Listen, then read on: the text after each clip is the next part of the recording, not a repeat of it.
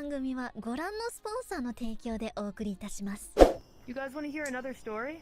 Yes. Oh, yeah, we do. Yeah, Reading? I can tell you guys, it's not a spooky story, but it's terrifying in its own way. Alright, cool, thank yous. Yeah, alright, so here's the story. Have you guys heard the story of the crunch bird? What?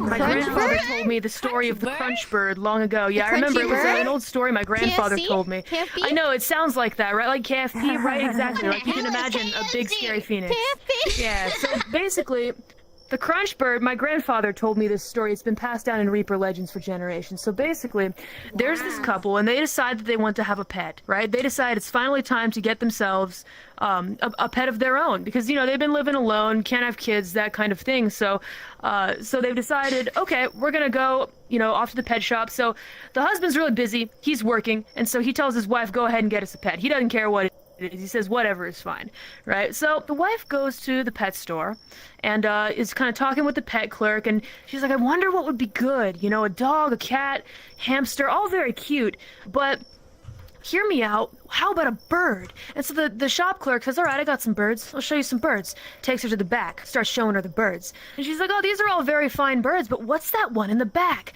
There's this big cage in the back. It's got this huge foul beast of a creature inside of it.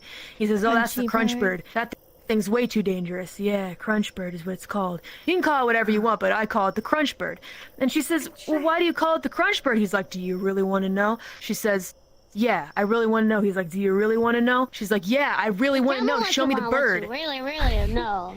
Exactly. and so he takes the bird from the cage, all right, and he says, crunch bird, table. And the crunch bird goes, brah! And it destroys the table. Goes to that table, just messes it, destroys it. It crunches the table. And so he says, exactly, that's why it's called a crunch bird. Iris, I can see your pantsuit. Right now, just be careful. So next he says, he says, crunch bird chair. The crunch bird goes, brah! And it destroys the chair. All right, so now the chair's destroyed.